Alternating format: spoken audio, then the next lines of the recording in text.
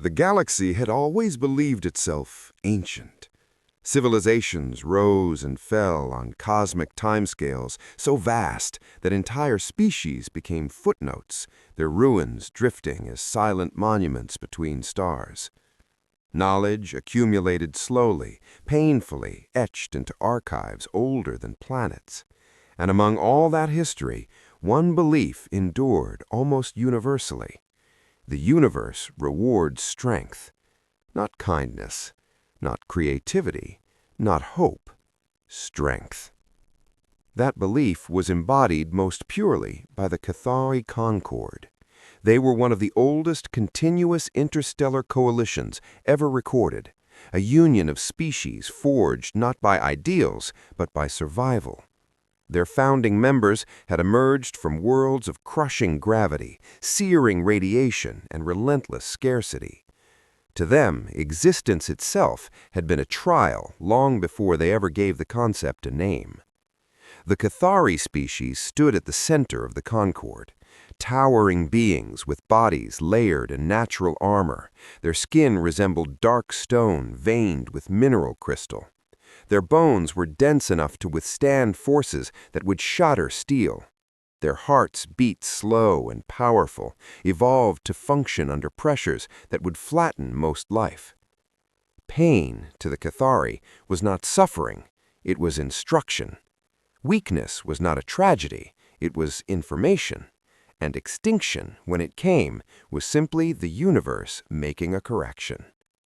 So when humans arrived among the stars, the Concord watched with a mix of curiosity and quiet disbelief. Humans were everywhere, suddenly, inconveniently everywhere. They appeared in trade routes long considered marginal.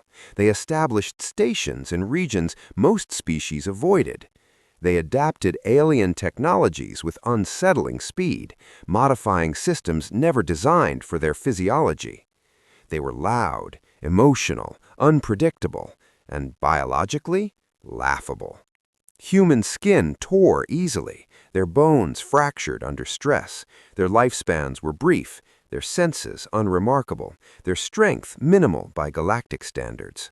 They required precise atmospheric conditions, narrow temperature ranges, and constant resource input just to function comfortably. To the Concord, humans looked like a species that should not have survived its own homeworld. And yet they had. Not only survived, but spread. When humanity formally petitioned for full Concord recognition, equal political standing, shared defense obligations, unrestricted access to interstellar lanes, the request triggered one of the longest debates the Concord had held in centuries. Not because humans were dangerous, but because they were confusing. They are too dependent, one delegate argued. They are too soft, said another. They rely on machines to compensate for biological inadequacy, a third concluded. The Cathari elders listened in silence. Finally, one spoke. Then let us see what remains, the elder said, when the machines are taken away. And so the Concord invoked something it had not used in nearly 300 cycles, the trial. The trial was not punishment, it was precedent. Older than the Concord itself, it was a proving crucible designed to strip away culture, technology, and advantage, leaving only what a species truly was. It tested endurance, adaptability, psychological resilience, and biological limits in a single, merciless progression. Out of 47 species that had attempted it across recorded history, none had fully succeeded. Some endured longer than expected, most failed quickly, a handful died. Passing the trial did not mean domination, it meant belonging. Humanity was warned. The trial was not fair, it was not safe, and it was not designed with humans in mind. The human delegation requested time to deliberate. They returned with an answer in less than a day. They would attempt the trial.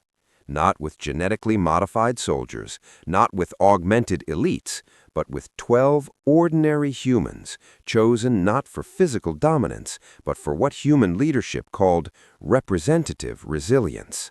Engineers, medics, explorers, scientists, people who had survived disaster, loss, failure, and continued anyway. When the day arrived, the trial world hung below the Concorde's observation ring like a dark, waiting eye. From above, it looked barren, jagged stone continents scarred by ancient tectonic violence, no oceans, no vegetation, no visible shelter. The atmosphere was thin, turbulent, hostile to unprotected lungs. Gravity readings pulsed red across the displays, nearly 3 times that of Earth. Inside the observation chamber, hundreds of alien delegates gathered. Species of every shape and composition watched in silence, some with curiosity, some with expectation, many with certainty. "They will collapse immediately," a Cathari analyst said calmly. "Their skeletal structure cannot support prolonged exposure," another added. "Psychological failure will follow physical breakdown," a third concluded. The Cathari elders remained silent. Below, the 12 humans stood at the threshold of the trial gates. They wore no armor, no exosuits, no environmental aids beyond basic clothing designed only to prevent immediate exposure death. Their faces were pale, their breathing already shallow. One of them, a woman named Mara Elias, looked out over the jagged horizon and exhaled slowly. "Well, it's not exactly welcoming," she said quietly. A man beside her, Jonah Reyes, managed a weak smile. "I've worked worse shifts." Another laughed softly, not from humor, but from nerves. Above them, the gates began to open. The sound was not dramatic, no roar, just a low, grinding shift as ancient mechanisms disengaged. Gravity hit first.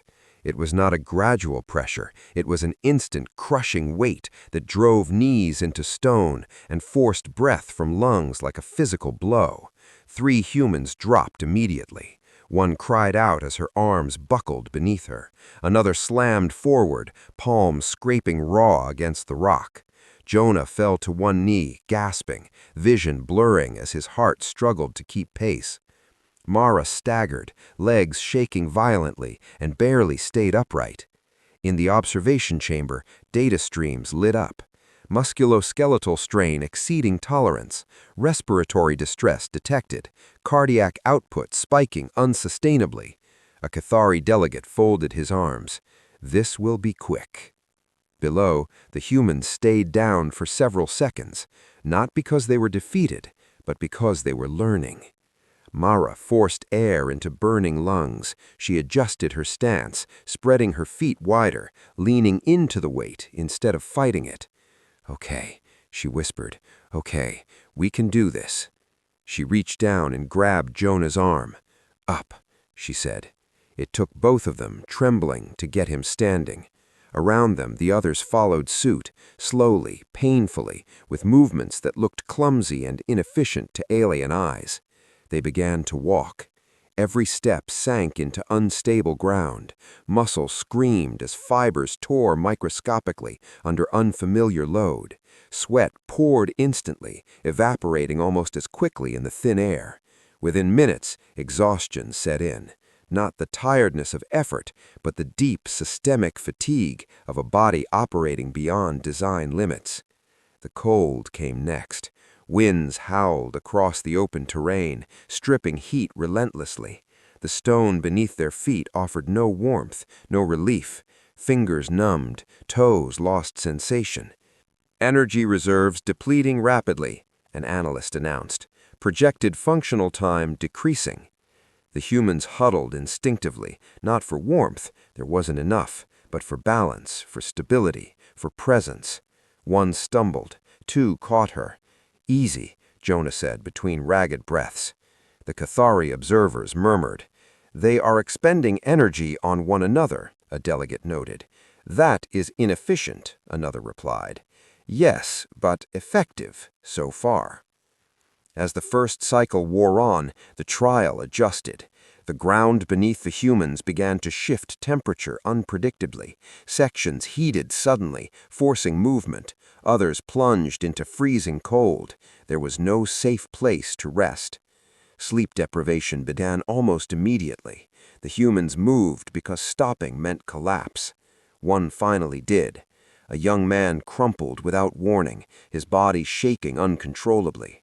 Above, several observers leaned forward. Systemic failure imminent. Mara dropped beside him, ignoring the pain lancing through her knees. "Hey," she said softly, pressing her forehead to his. "Stay with me." His eyes fluttered. Breath came in shallow gasps. "You're not done," she whispered. "Not yet." Minutes passed. Against every projection, he opened his eyes. With help, he stood again. The analyst hesitated before marking the first expected casualty. Above the trial world, the Cathari elder narrowed his eyes. The humans were still standing, and the trial had only just begun.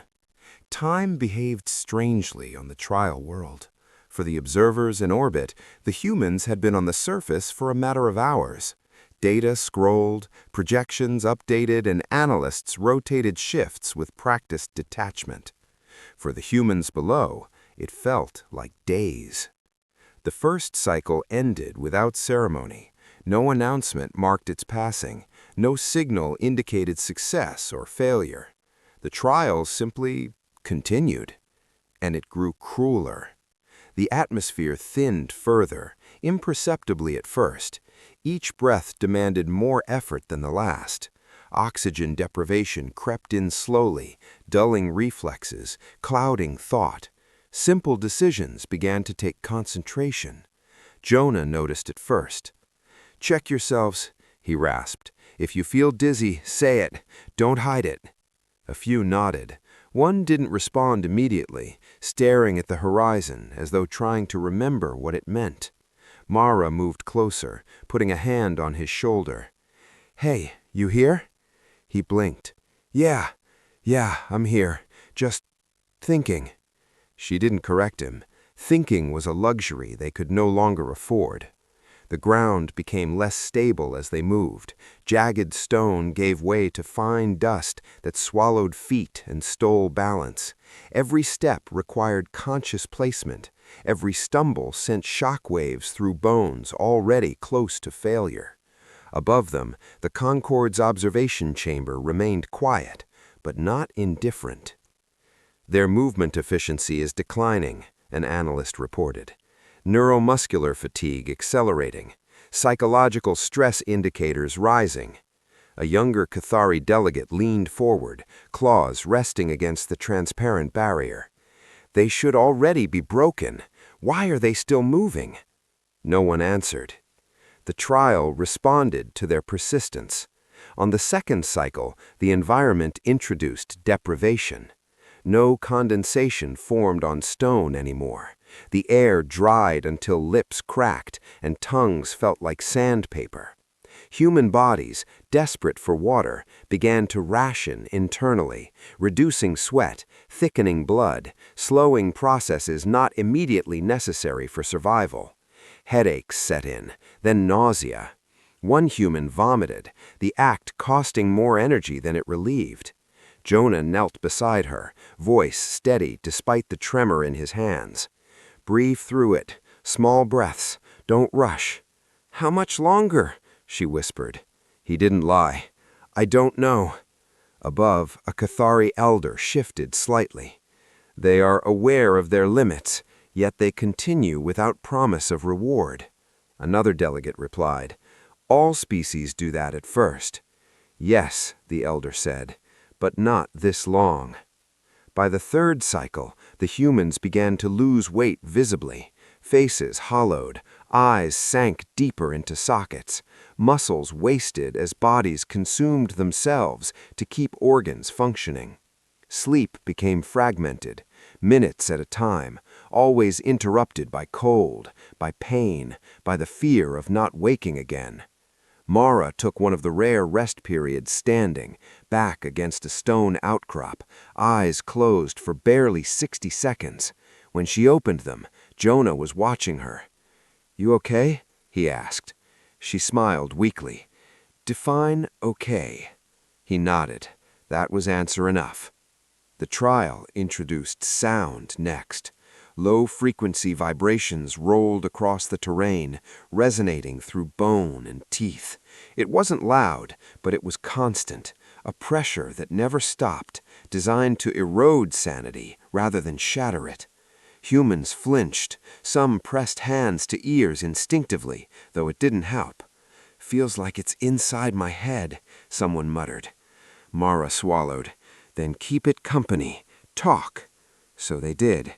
They spoke quietly at first, short sentences, memories, names of places back on Earth, things that anchored them to something beyond the stone and pain.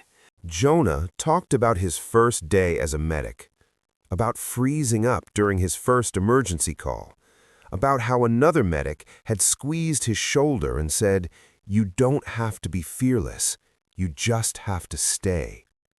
The words carried weight now.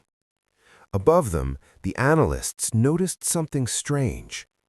Stress hormone levels decreasing during vocalization, one reported slowly. Group cohesion appears to be stabilizing psychological markers. The Cathari exchanged uncertain glances. The trial escalated again. Visual distortions crept into the environment. Shadows lengthened unnaturally. Shapes moved where no bodies existed.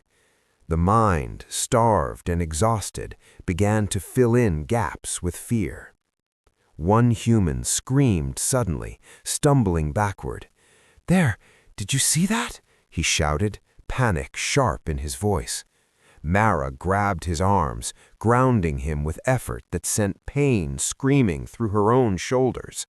"There's nothing there," she said firmly. "Look at me, not it, me." He shook, breathing hard, eyes darting. Slowly, the panic ebbed.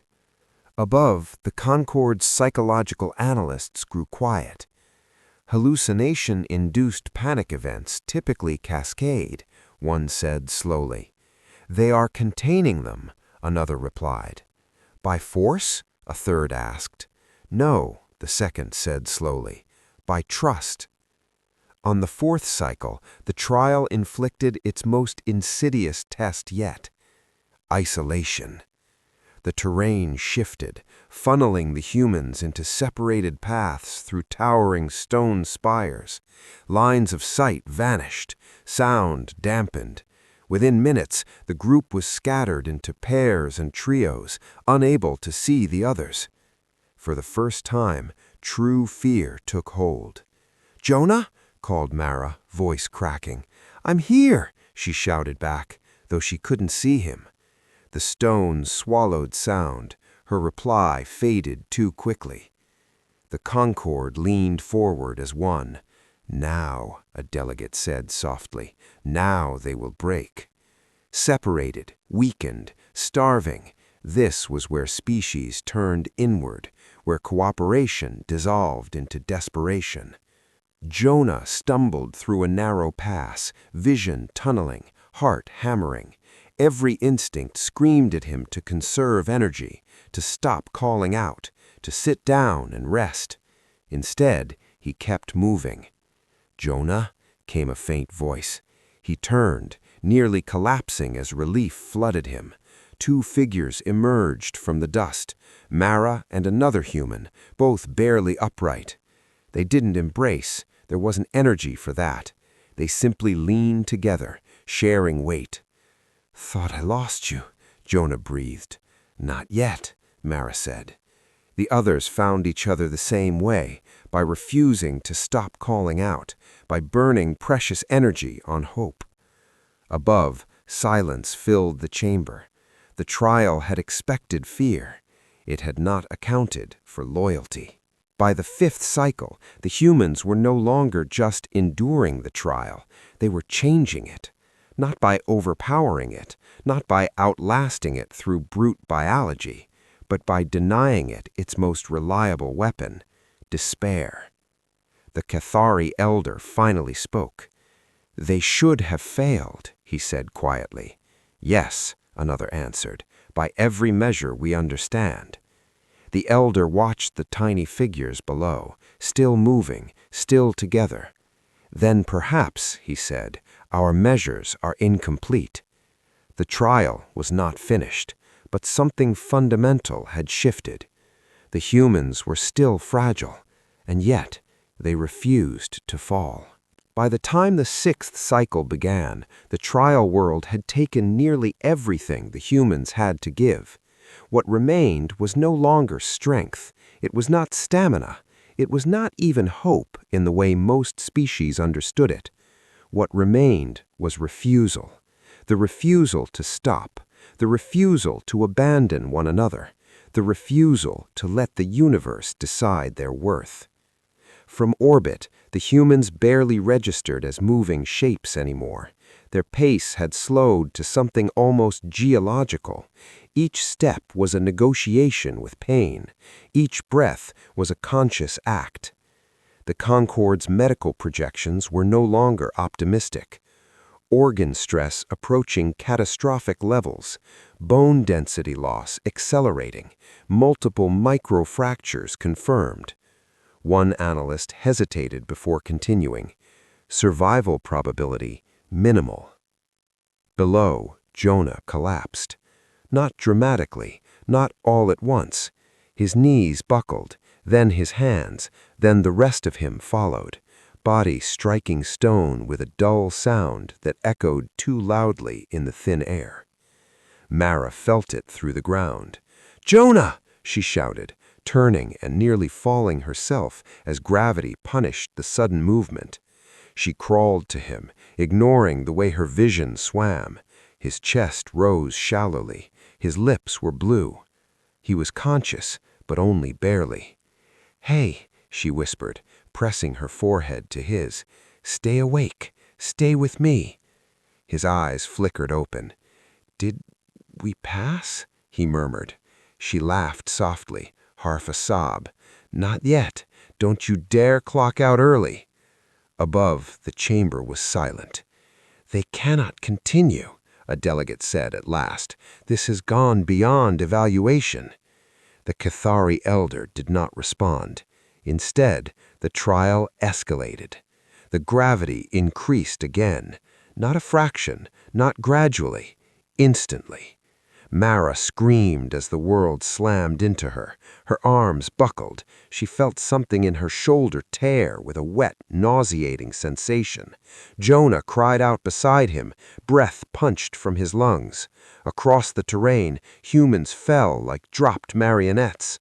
Alarms erupted in the observation chamber. Critical failure thresholds exceeded. Multiple skeletal fractures detected. Terminate the trial. For the first time in its recorded history, the Concorde hesitated. Below, the humans lay broken. And then, one of them moved. A woman at the edge of the group, her name long forgotten by the observers, her body shaking violently, dug her fingers into the stone. Slowly, impossibly, she pulled herself upright. The act defied medical logic. Muscle fibers tore audibly. Bones ground against one another. Her heart hammered at a rate that should have caused immediate failure. But she stood. She looked back at the others.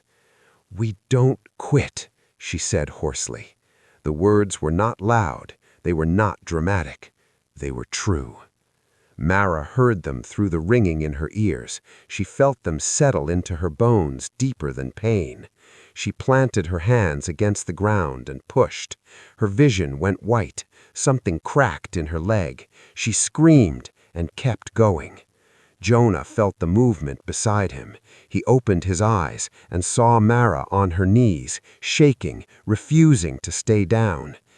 "Idiot," he rasped affectionately. He rolled onto his side, then onto his stomach, every movement a symphony of agony. His arms trembled violently as he pushed himself up. The others followed, one by one. Some screamed, some sobbed, some said nothing at all. But they rose. The observation chamber erupted into chaos. This is not endurance. This is self-destruction. No biological system can sustain. Enough. The Cathari elder's voice cut through the noise. He stared at the display, unmoving. They are not surviving because they are strong. They are surviving because they have decided that stopping is worse.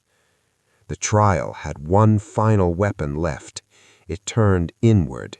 The sky darkened unnaturally. The sound vibrations intensified, resonating deep within bone and memory. The air carried whispers, voices tailored to each human's deepest regret. "You're not enough. You should have stayed. This was a mistake." Mara staggered, clutching her head. Her mother's voice, her father's disappointment, every failure she had ever buried clawed its way to the surface. She dropped to one knee, shaking. Jonah crawled to her side, wrapping an arm around her shoulders despite the pain it caused him. "It's lying," he said fiercely. "All of it. Look at me." She did. The whispers faded. Across the field, humans did the same for one another. Hands clasped, foreheads pressed together, quiet words spoken through tears and blood. The trial had expected isolation. Instead, it found connection.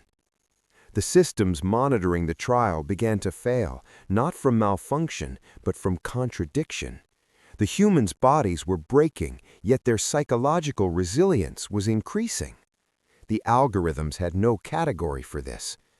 "Terminate the trial," a delegate said urgently. "They will die." The elder watched as the humans formed a loose circle, barely standing, barely breathing, yet unbroken. "No," he said. The chamber froze.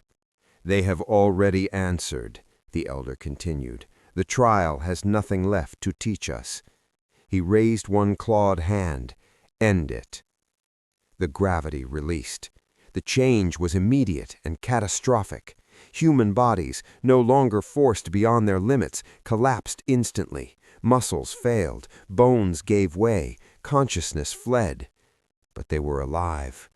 Medical teams deployed within seconds, descending onto the surface with equipment and urgency unseen in Concord history. As Jonah slipped into darkness, he felt hands lifting him, heard voices, alien voices, frantic, unsteady. "We have them," someone said. "All of them."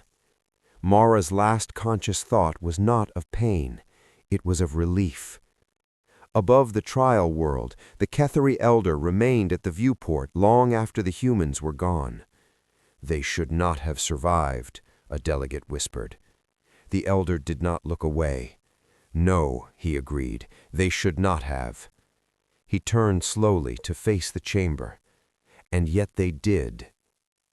The medical wing of Carvel Station had never been this loud. Alien voices overlapped in urgent tones, translators struggling to keep pace as Concord physicians worked with a species they barely understood. Human biology, once dismissed as inefficient, now demanded frantic study. Bones fractured in unfamiliar ways, muscles torn past known limits, organs strained, but astonishingly still functioning. They should have been dead. By every predictive model the Concord possessed, the 12 humans should have died multiple times over during the trial. Yet they hadn't. Jonah Reyes regained consciousness first. Sound returned before sight, a dull hum, soft beeps, a pressure against his arm. When he opened his eyes, the ceiling above him was curved and metallic, lit by a pale blue glow. He tried to move. Pain answered immediately. "Don't," a voice said, translated, accented, but gentle. A Cathari medic stood beside him, towering and armored, their stone-like features carved into an expression Jonah could only describe as careful. "You are safe," the medic continued. "The trial has ended." Jonah swallowed, throat dry. Did we fail?" The Cathari paused. "No," they said, "you did not." Across the medical wing, Mara woke screaming, not from pain, but from memory.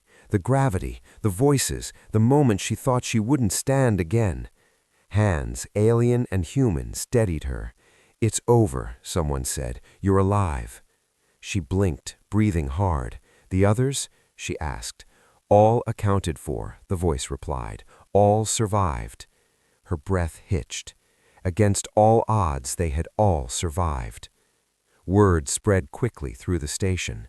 The trial's results were unprecedented, not simply because humans had endured longer than expected, but because they had endured together. In the days that followed, Concord analysts dismantled their own assumptions piece by piece. Medical data revealed something deeply unsettling to Kethery doctrine. Human biology was inefficient, but human adaptability was extraordinary. Their pain thresholds were not higher, but their relationship with pain was different. Humans did not treat pain as a signal to stop. They treated it as information, something to be managed, shared, endured. Even more disturbing was the psychological data. Where other species' stress markers spiked and shattered under prolonged isolation, human resilience increased when bonded. The closer they came to failure, the more fiercely they clung to one another. One analyst summarized it simply: human fragility creates interdependence. Interdependence creates endurance. The Concorde convened an emergency assembly. The chamber was full, every seat occupied, every species represented. At the center stood the Kethery elder who had overseen the trial, his posture rigid, his gaze steady. "For millennia, we have believed strength to be singular, individual, measurable." He gestured, and the trial recordings played. The humans falling, rising, carrying one another, singing through shattered breath. "We were wrong," the elder said. A murmur rippled through the chamber. "We believed fragility to be failure, but fragility is what forces adaptation. Fragility is what demands cooperation. Fragility is what taught this species to survive where stronger ones perished alone." He turned to the human delegation, now seated, bandaged, supported, but present. "You endured the trial," he said, "not by conquering it, but by refusing to let it isolate you." The Concorde voted that day, unanimously. Humanity was granted full recognition, equal standing, unrestricted access, and something no species had received before: permanent exemption from the trial. Not because humans were weak, but because the trial itself had been found insufficient. In the weeks that followed, humans recovered slowly. Bones healed, muscles regenerated, scars remained. But something else spread through the galaxy. Stories of humans carrying the injured under crushing gravity, of humans sharing breath in air too thin for comfort, of humans singing in the dark so fear would not be alone. Other species listened, some with awe, some with unease, because the lesson was unsettling. If humans could endure that, what might they endure together? Jonah and Mara stood at the viewport days later, watching the stars drift by. "We really scared them," Jonah said quietly. Mara smiled faintly. "Good." He glanced at her. "You okay?" She considered the question. "I think so," she said. "I don't feel strong. I feel connected." Jonah nodded. "Yeah, me too." Beyond the glass, the galaxy continued its endless motion. Empires rose, trade flowed, conflicts brewed. But something had changed. The Concorde had learned that strength was not always armor, that endurance was not always solitary, that fragility, when shared, could become unbreakable. And for the first time, the galaxy understood what it truly meant to be human. If this story moved you, subscribe for more human stories from the stars.